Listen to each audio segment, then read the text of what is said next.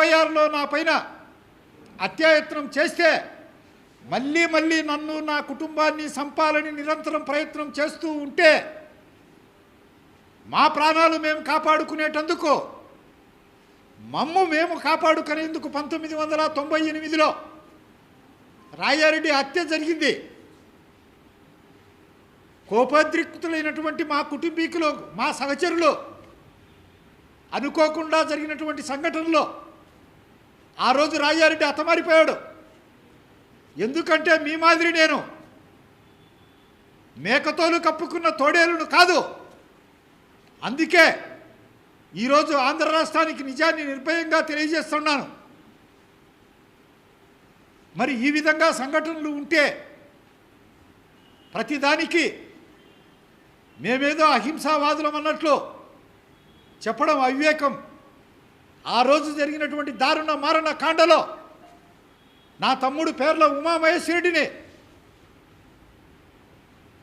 నీకు పిల్లనిచ్చిన మామ ఈసీ గంగిరెడ్డి, ఇప్పుడు నువ్వు అమిత ఇష్టంగా పెట్టుకున్నటువంటి సంకన ఎక్కించుకుంటున్నటువంటి ఎంపీ అవినాష్ రెడ్డి తండ్రి వైఎస్ భాస్కర్ రెడ్డి 6-7 ముద్దాయిలు కాదా అని నేను ప్రశ్నిస్తున్నాను. మరి ముఖ్యమంత్రి అయిన తర్వాత నువ్వు చేసినటువంటి నిర్వాహకం ఏమిటి? రాజశేఖర రెడ్డి సెషన్స్ కేసులో రాయారెడ్డి కేసు, ఉమామహేశ్వరరెడ్డి కేసు 2 స్పష్టమైన ఆధారాలు లేవు అని చెప్పి కేసును కొట్టివేస్తే రాజశేఖర రెడ్డి ముఖ్యమంత్రి అయిన వెంటనే వాళ్ళ తండ్రి కేసు గవర్నమెంట్ అప్పీల్ చేసుకొని నా తమ్ముని కేసును గాలికి వదిలివేయడం జరిగింది. అటువంటి పరిస్థితుల్లో నేను అప్పీల్ చేసుకున్నాను, ప్రైవేట్ అప్పీల్.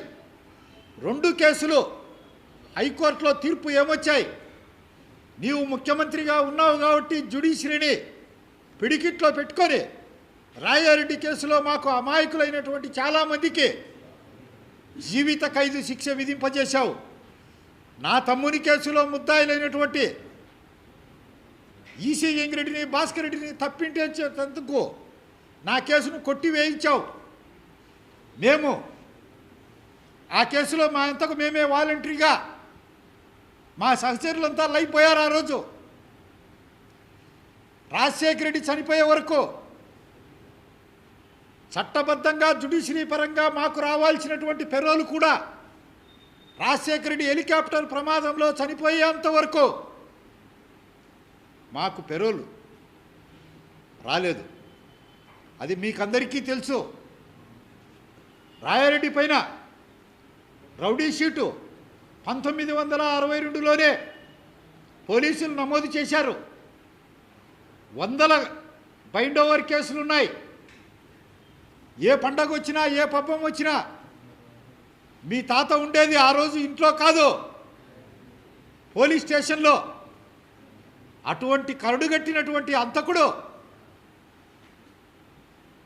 శాంతి కాముకుడు అయినట్టు మరి అనేక కేసుల్లో ముద్దాయిగా ఉండి ఈ రాష్ట్రంలో హైదరాబాదులో చెన్నారెడ్డిగా ఉన్నప్పుడు హిందూ ముస్లిం విభేదం సృష్టించి 100 మంది మరణానికి కారణమైనటువంటి రాజశేఖర రెడ్డి